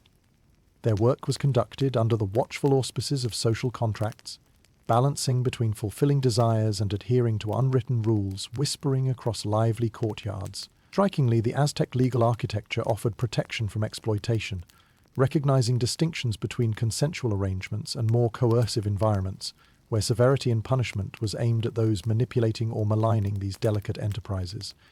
In their pursuit of order, the Aztecs employed detailed measures, clear rules like signposts guiding those within these professions to operate transparently beneath society's glazing, luminescent gaze. Historians continue to debate whether these structures provided sufficient protection or merely sufficed as a pragmatic resolution to an inevitable tension between moral precepts and human nature. This conversation threads a thoughtful understanding about how cultures navigate the nuanced layers of legality and societal demand. The fringe nuances of Caxtiliana, an informal term scribbled across leaflets, suggested how so-called elite courtesans wielded influence elegantly, offering services aligned intricately with art and diplomacy.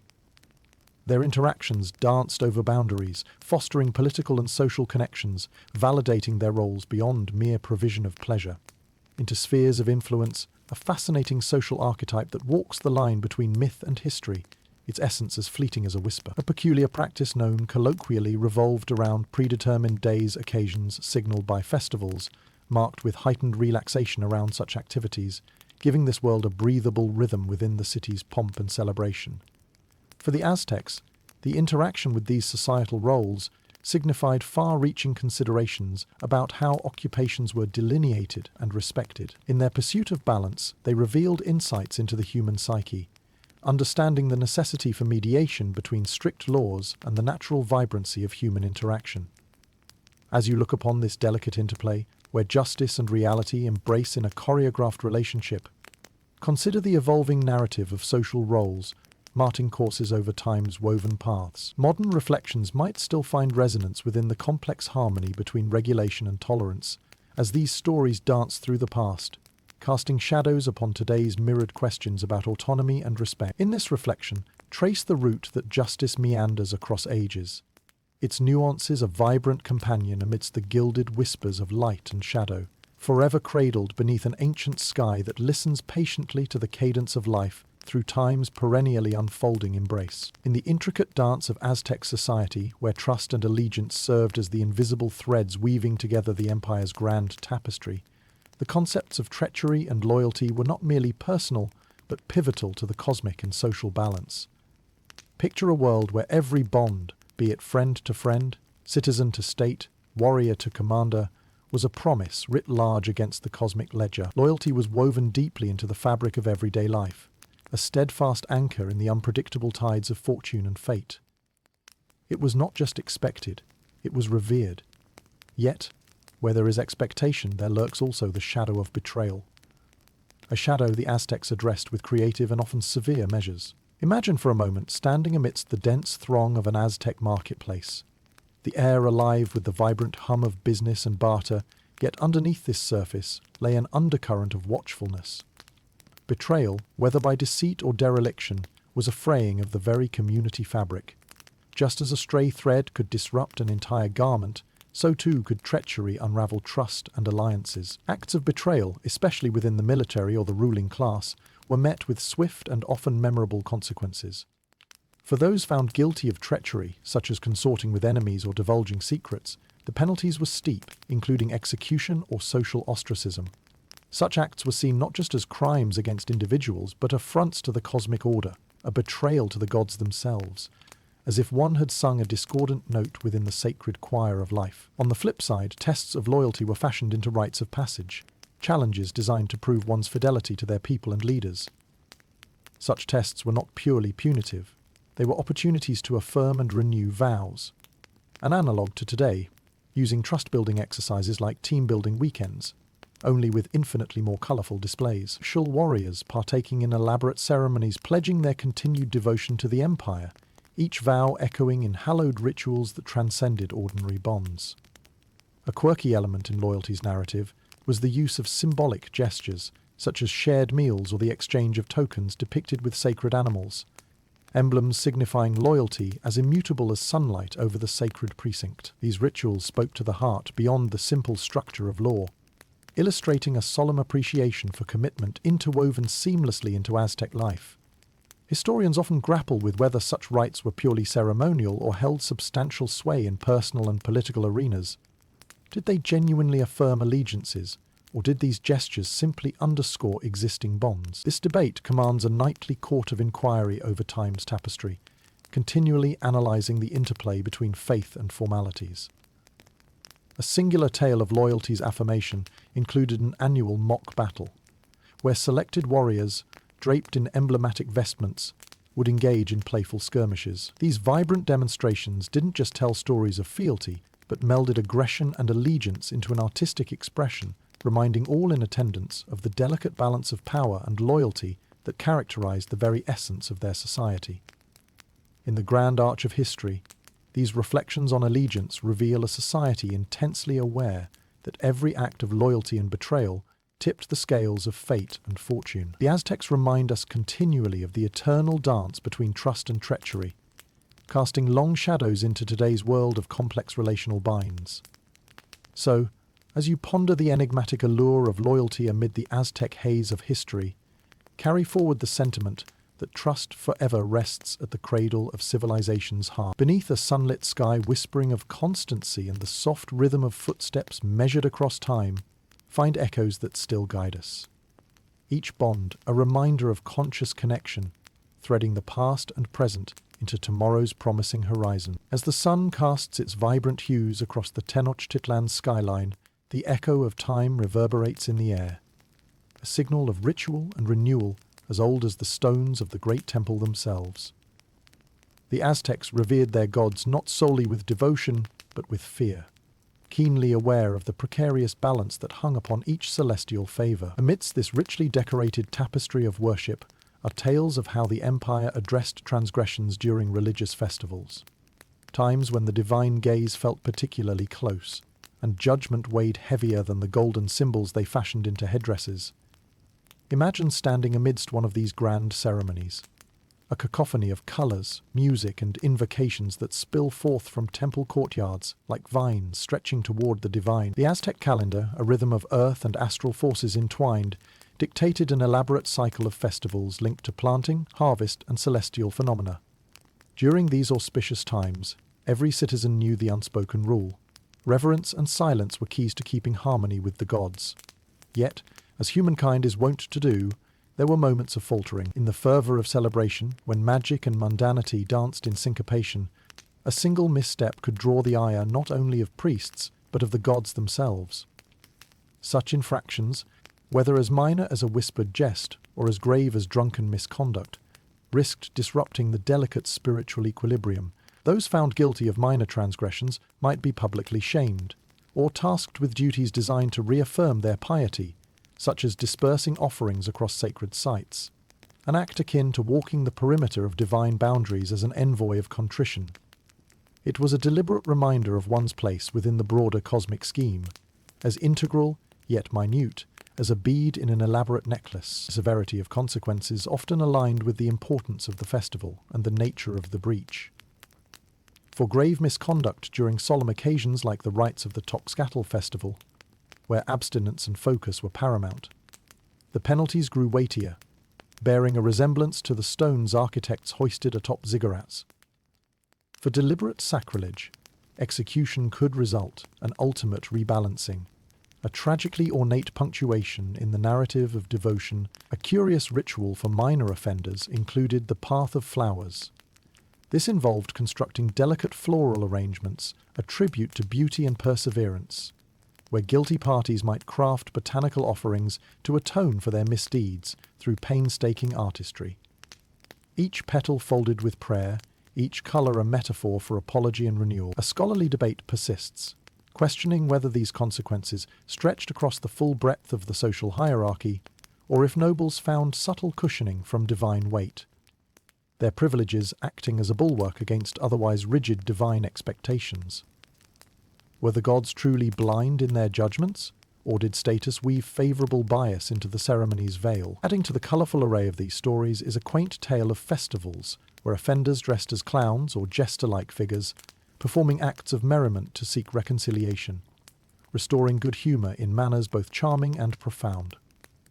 In this, one finds echoes of medieval fools wielding jests as reconciliation, an olive branch wrapped in laughter and goodwill. So, when you find yourself amidst the hues of twilight, consider how the Aztec world intertwined with divine purpose, turning every act into a cosmic transaction, carefully balancing the scales of judgment and jubilation.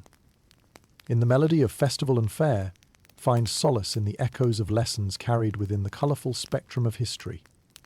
From each stone plinth to the distant heavens, where gods listen eternally, may this weave between mortal failings and celestial forgiveness serve as a reminder of the boundaries we push, and how history's embrace guides our understanding beneath the sprawling canopy of time, where whispers of the ancient world recall tales of faith, folly, and atonement dressed in the finest regalia, dancing softly across eternity's rites. We now find ourselves amidst the ebb and flow of Aztec society's youthful energy, where the exuberance of children and adolescents mirrors the vibrant hues of a sunlit garden. The sprawling streets of Tenochtitlán, alive with learning and play, suggest a world where innocence dances hand in hand with expectation, constantly nudging the youth toward their destinies within the empire. Imagine children at play in bustling courtyards, their laughter echoing against the grand backdrop of pyramids, their games not just reflections of future roles, but acts of cultural transmission. In this societal framework, both play and discipline formed harmonious chords in the grand symphony of life, establishing the foundation for future warriors and weavers, rulers and priests. The Aztec world understood the malleability of youth, appreciating that every teachable moment sculpted future's infinite impossibility. Instruction came not just from the hearths of homes, but through educational institutions, Kalmakak for nobles, Telpochali for commoners, where guidance enveloped them like a nurturing cocoon spun by the most patient spider. In youthful transgressions, the balance of reprimand and guidance revealed itself. Children caught wandering astray from their expected duties, whether through curiosity or ignorance, met consequences designed to instruct rather than punish harshly. Imagine the child who, in exuberant frolic, might have interrupted sacred ceremonies or damaged precious goods, facing corrective measures that drew boundaries like lines in the sand, both gentle and firm. Methods ranged from verbal admonitions, meant to resonate like sage advice, to temporary ostracism, brief exiles meant to illuminate the child's place within society's embrace. For particularly rambunctious teenagers testing societal confines, a night of solitary reflection upon secluded rooftops might serve as a starlit journey through introspection, the cosmos gently enforcing the lessons society deemed crucial. The Aztecs maintained a vibrant narrative of parental responsibility woven tightly with divine understanding.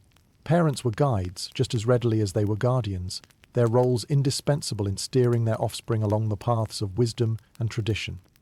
To shirk this duty was seen as a breach against the gods themselves, a failing that could lead to familial honor entwined tragically in punitive measures. One whimsical detail of punishment was the utilization of heat, specifically placing chilies into a fire to create a pungent smoke, an aromatic reminder of fiery tongues and the importance of restraint, harkening back to tales of rebellious deities calmed through celestial negotiations. Historians debate whether the scope of youth discipline might weave too rigidly through the societal fabric, possibly stifling creative diversity. Did such practices nurture an abundance of capable minds or quench sparks of individuality? This dialectic occupies scholarly thoughts, questioning the balance of structure over spontaneity. In more playful moments, forgiveness was woven into tales of jest, like a day's labour given to entertain elders through reenactment of past misadventures turned comedy. Laughter curving the edges of consequence. It's within these acts we glimpse the gentler hand of Aztec justice crafting tomorrow's reverent leaders. As the soft applause of leaves in the evening breeze accompanies this journey through echoes of youth, contemplate the legacy of parenting and discipline as pathways to shaping futures. These stories, expressed through the voices of teachers and whispering winds, draw vivid lines across time, offering insight into the harmonious orchestra of generational duty. May the ever-turning cycle of history find you reflecting beneath constellations familiar in celestial lore. The stars a guiding quilt, under which rest lessons of yesterdays.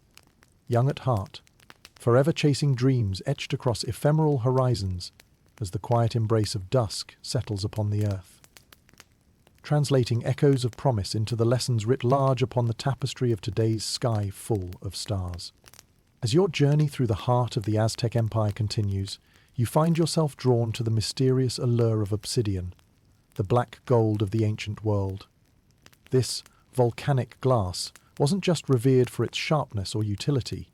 It was woven intricately into the Aztec tapestry of life, commerce, and spirituality, capturing the essence of power, craftsmanship, and symbolism in its dark, reflective depths. Imagine artisans honing the sharp edges of obsidian blades, each stroke a dance between precision and passion, crafting tools and weapons sharper than the sharpest steel. The sun catches glints of light on polished surfaces, transforming them into mirrors reflecting more than faces. They reveal an empire's soul, a world where stone mirrors served as portals to both introspection and the divine. In the bustling markets of Tenochtitlán, obsidian was both commodity and cultural totem, traded along routes that spidered outward across the land like the intricate lines of a spider's web. In the hands of master artisans, it became arrowheads, knives, jewelry, and ceremonial objects imbued with both earthly and celestial power. These artisans, akin to alchemists, held skills that bordered on the sacred, wielding heat and friction to coax sharp beauty from raw stone. To mishandle obsidian was not merely to waste a valuable resource, it was to risk offending the gods, who imbued the earth's treasures with purpose and power. An accidental act, such as a neglected blade fracturing or wasteful overuse, required restitution through tasks designed as both correction and meditation, typically through acts of service, magnifying the vigilance and reverence demanded by such valuable materials. Imagine, if you will, someone tasked with retrieving lost obsidian or assisting in its harvest, each piece relayed almost with ceremony, every action metered and mindful. Punishments reflected this expectation, often calling on the transgressor to forge deeper bonds with the community that relied on the precious stone. A rectification echoed in the softly spoken regrets of wrongdoers returning to contribute anew. In the intricate language of judgment, justice conveyed the depth of man's communion with nature, their penalties more performances of thanksgiving and realignment than mere reprimand. A tale that stands out discusses offenders seeking reconciliation through service during the trade process itself, reinstating appreciation for the literal and figurative edges found in obsidian's sheen. Obsidian's storied past delights historians with its influence on both art and economy. Many scholars debate its trade's regulatory nature, considering whether its movement was firmly controlled by rulers or guided softer by merchants' discretion, illustrating negotiation symphonies echoing amidst imaginations captivated by shadow and stone. One quirky yet poignant aspect of Obsidian's story was the ritual of mirror sympathy, whereby fragments of polished stone became tokens of reconciliation, opening dialogues between estranged parties, much like contemporaneous peace offerings, vessels of reflection spun into guidance.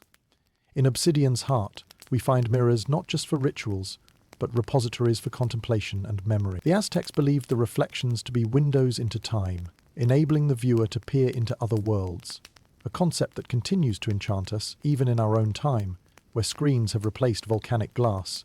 Yet the wonder remains, housed in the soul's eye. As you tread softly on pathways paved with the footprints of past artisans, consider how the elegance and fragility of obsidian parallel the delicate balance between human ambition and nature's bounty, where justice serves as both a tool and a talisman, sharpening focus on the present while carving careful intentions into the horizon of the future. Beneath the infinite shimmer of stars across the inky velvet sky, reflect on the rich legacy left behind in the sparkling glint of obsidian, a legacy of beauty and utility, echoing through time's ever-unfolding story, illuminating humanity's eternal desire to craft, to reflect, and to admire the intricacies of the world and the soul within. As twilight descends over Tenochtitlán, the rhythm of life finds a new cadence, one shaped by the transactions echoing through the bustling streets, where the commerce of goods parallels the trade of obligations and promises. In the Aztec Empire, fiscal dealings were meticulously structured, an economy underpinned by an intricate system of debts and loans, a dance choreographed with precision, demanding the same balance and order as the broader symphony of life. Picture the market square, vibrant with traders and scribes, feathers and cacao beans, where exchange wasn't bound solely by goods, but often by the promise of future recompense. The concept of credit in this world predicated itself on trust and community reputation, the promise of repayment not scribbled on paper, but bound within the collective memory of the community, where honor was as vital as currency. In an empire where social ties interwove like the brightest quetzal plumes in a noble's headdress, debts carried weight beyond monetary value. Keepers of record, akin to today's accountants, served as both organizers and guardians of these delicate promises. Here, a ledger was more than a catalogue of numbers. It was a narrative of reputations and relationships, intertwining communities in shared aspirations and reciprocal obligations. The resolution of debt disputes often found its place under the welcome shade of an elder's counsel-wise, arbitrators guiding resolutions with insight drawn from ages of observation and tradition. In cases where disputes arose, the guidance rendered reflected more than equity. It sought reconciliation, enforcing the idea that peace and prosperity flourished amidst mutual understanding and responsibility. Should an individual find themselves drowning in debts as numerous as fish in Texcoco's ancient waters, community service often became the preferred resolution. Under the watchful eyes of those they'd wronged, debtors could labor their way back into harmony, restoring balance through their contributions, a poignant reminder that society valued both redemption and restitution over retribution. However, for those who sought to evade responsibilities, consequences were swift and definitive. The non-payment of debts could lead to the temporary relinquishment of cherished goods, akin to collateral, until one's dues were settled. Imagine artisans carefully removing prized possessions, a prized blanket, adorned trinkets, met imbued with personal histories, and, when returned, tales of perseverance. A quirky practice involved the use of love tokens, understood not as a romantic gesture but as colloquial markers denoting favours owed, a playful yet potent currency among friends and allies ensuring communal goodwill never dissipated entirely. Historians continue to debate whether such tokens influenced broader economic trends or merely affirmed microcosmic social ties within the fabric of larger transactions, a fascinating fringe practice or promises on significant debts sometimes sealed ceremonially during community feasts or rituals, marked by offerings to the gods. A gesture symbolized with vibrant weavings or shared meals, encapsulating the spiritual weight of the commitment. In these gestures, we see reflections of human conviction, investing promises with both tangible and transcendental power. As you stroll past dimly lit stalls and flickering torches that trace shadows against the star-strewn backdrop, consider the threads of commerce interwoven so carefully with the societal tapestry, where justice in Aztec commerce mirrored more than trade. Consider how these practices constituted taunts and tantamounts, debates and decisions, fashioned in arcs as graceful as the tide, forever guided by the compass of cosmic accountability. So, let these murmured echoes of fiscal responsibility and the grace of human connection touch softly upon the consciousness of present and future, trailing experiences within handshakes and bonds. Beneath the dancing light of the ever-wise stars, ponder how the stories of past debts linger, whispering of integrity and the persistent resilience of communities bound together by promises, entwined like living threads poured into the infinite tapestry of time. As the night deepens its indigo hues over the great city of Tenochtitlan, casting shadows that dance along the walls of magnificent pyramids, you find yourself drawn into the intricacies of record-keeping within the Aztec Empire. Here, where the essence of history lives, the meticulous chronicle of life was not simply a mundane task, but a sacred duty, weaving humanity's stories into the cosmic fabric. Records in the Aztec world were preserved in the form of vibrant codices, rich with the colourful glyphs and images that captured not just events, but the spirit of an era. Picture scribes, tlaculos, bent over their work as they delicately traced painted characters onto agave paper or deerskin, their work a masterpiece bridging art and history. In their intricate strokes lay the mark of divine record keepers, guardians of knowledge, tasked with passing down the wisdom of generations. These codices captured the essence of humanity's triumphs and failures, serving as both educational tools and legal documents. They detailed everything from genealogy and mythology to land ownership and tribute systems, encapsulating a multi-dimensional portrait of life within the empire. Each text was a window into a culture where the roles of memory and tradition were tightly tethered to governance and justice. Imagine the universe of colour and symbolism woven into each record, a multi-dimensional lexicon of vibrant reds, blues and greens, as alive as the jungle's deepest reaches, as dynamic as the empire itself. The codes they contained structured the laws by which society functioned, the guiding narratives that whispered across generations. Through these records, the Aztecs maintained balance, a cosmic order in both the physical and metaphysical, ensuring continuity in the weave of life. The role of these records in justice was profound. When disputes arose, whether over land ownership, taxation, or lineage, the codices served as the authority by which judgments were rendered. They offered a narrative stability from which fairness and history intertwined, standing as sown testament against ambiguity. Visualize a council convened around a codex, its pages laid bare like an unwound map, informing judgments that resonated through the halls of power, a living document, testifying, witnessing.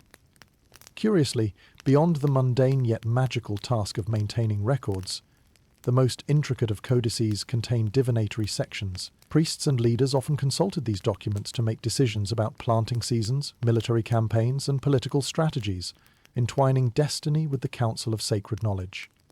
These records, wedded to metaphysical interpretations, suggested that divination sat at the edge of prophecy and planning, creating a dialogue between fate and agency. Historians are enamored with the Aztecs' dedication to preserving these records, chronicling the deliberate artistry that imbued their historical framework with life.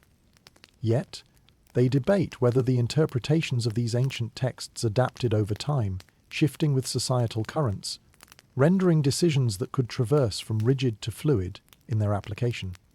A fascinating aspect of Aztec record-keeping is how mnemonic devices and oral traditions complemented the codices. Storytellers, known for their skilled use of language and rhythm, carried the living spirit of the past within their performances, ensuring that history's lessons lit the way forward, a soft luminescence travelling through the songs of time. As you breathe in the solemn air enfolding these tales, consider how the Aztecs' archival pursuits echo within our modern histories, where echoes of memory shape our now and what is yet to come. Think of how these complex threads continue to entrance us, pulling us to reflect upon our own narratives, forever inscribed in the stars' watchful gaze.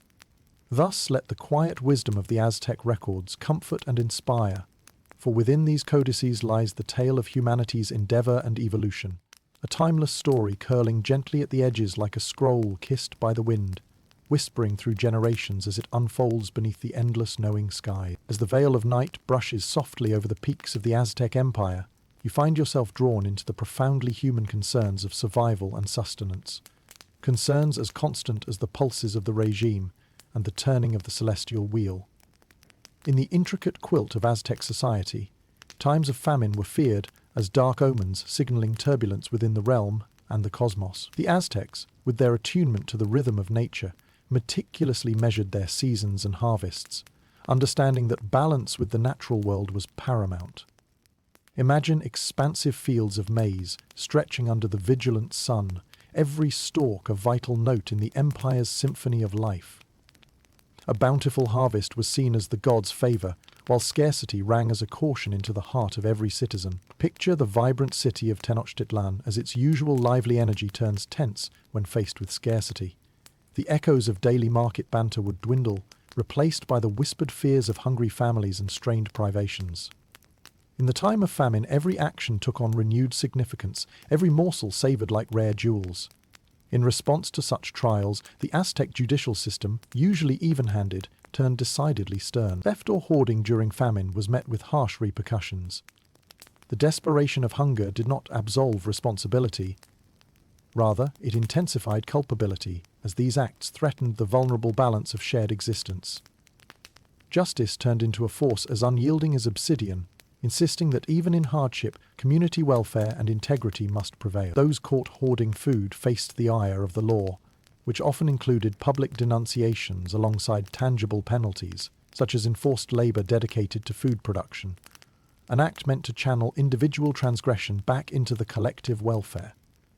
The philosophy was simple: heal society by realigning the individual, reinforcing the tenet that survival rested on the willingness to contribute. The community often delivered justice through public audiences. People would gather to witness the trials, the theatre-scale justice, serving to remind every spectator of the importance of cooperation and integrity. In the shared spaces of plazas and beneath the gaze of stone-carved deities, verdicts unfolded dramatically.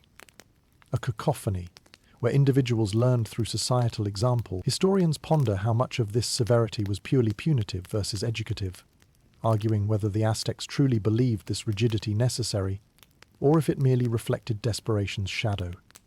Yet, whispers within records suggest lighter measures were sometimes employed. Public admonitions to reinforce the importance of unity through lean times. A fantastical aspect of these judicial initiatives was the involvement of children during times of hardship, capturing their innocence through simple games, illustrating cooperation and sharing, rites intended to prepare them philosophically and spiritually for future challenges.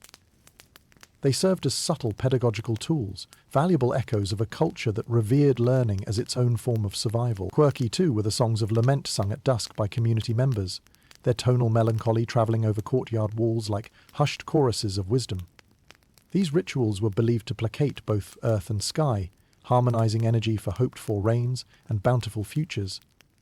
As you drift through these recollections, consider how the Aztecs' ability to adapt and enforce order within tumultuous times forms part of their enduring narrative. They reveal how shared trials serve as a crucible, forging not only resilience but a community bonded by shared experience. So, as you contemplate history's murmur beneath the serene spread of stars, recognize within those distant points of light how soothing echoes of survival twist across time. A timeless serenade of humanity's strongest trait, its indomitable will to persevere. Here, beneath an eternal sky and the moon's watchful gaze, remember that even in profound challenge lies an enduring testament to the spirit's capacity for regeneration and the endless retelling of hope's great journey across the fabric of humankind.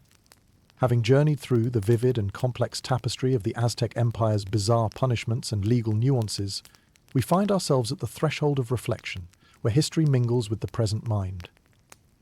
The narratives are rich, a blend of order and chaos, divinity and mundanity, revealing a society memorably distinct yet oddly recognizable. Now, as we ponder these stories, we pivot to draw parallels with our own time, reframing the past's lessons beneath the broad canvas of modernity. Reflect on the Aztec approach to justice, with its vibrant ceremonies and fixed consequences, all rooted deeply in a cosmic worldview that dictated the harmony between humans and the divine.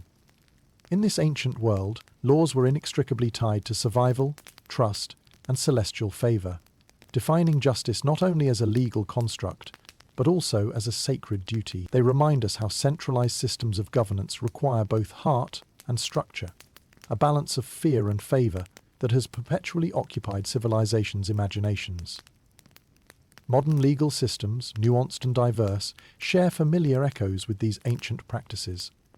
Throughout the world, justice aims to maintain social order, albeit through codified laws rather than celestial mandates. Yet the symbolism of punishment persists, the balance of deterrence and restitution playing out in courtrooms and communities everywhere. Where the Aztecs employed public shaming and severe penalties, today's justice systems grapple with their equivalents, searching for fairness amidst complexity as clear as thunder over the Valley of Mexico. Some elements of Aztec justice prompt reflection on our system's intricacies. Consider the restorative justice aspects inherent in Aztec law. That emphasis on communal harmony over strict retribution, an idea gaining traction in contemporary circles as communities seek resolution through understanding and reparation. This approach mirrors smaller restorative movements, where reconciliation eclipses punishment, intent on healing the societal bonds that bind us all in this seamless dance of humanity. Recall the debate-infused tales, the Aztecs' nuance of punishment and identity entangling class and privilege within their legal framework. Today, we continue to debate equity within justice systems worldwide, seeking to understand and alleviate biases that might tilt the scales unfavorably, urging systems to reflect the diverse societies they serve. In quirks of Aztec justice, such as the symbolic humiliation involving feathered cloaks, or the gestures attached to debts, find resonance in our own complexities. The human penchant for drama and storytelling transcending time. Here, the age-old practices reach through history's echoes, mingling ritual with reality, echoing in the court of public opinion, where reputation and perception still wield indelible influence. As you stand at the nexus of then and now, allow the echoes of Aztec justice to remind you of the timeless pursuit toward balance, a quest as ancient as Obsidian, yet as immediate as our morning's breath. And in this twilight of musings, find the peaceful whisper of connection between epochs, a continuous thread binding our shared past with the infinite promise of tomorrow. So, as you close the pages of this journey and look to the horizon where new stories await, carry with you the inexhaustible curiosity of a traveller, the wisdom of ages past illuminating your path as the stars weave patterns across the sky. In the silence that rises with the gentle murmur of night, embrace the serene tranquility of understanding and the enduring warmth of dreams softly unfurling in the recesses of time. Greater than. End of script. Sweet dreams.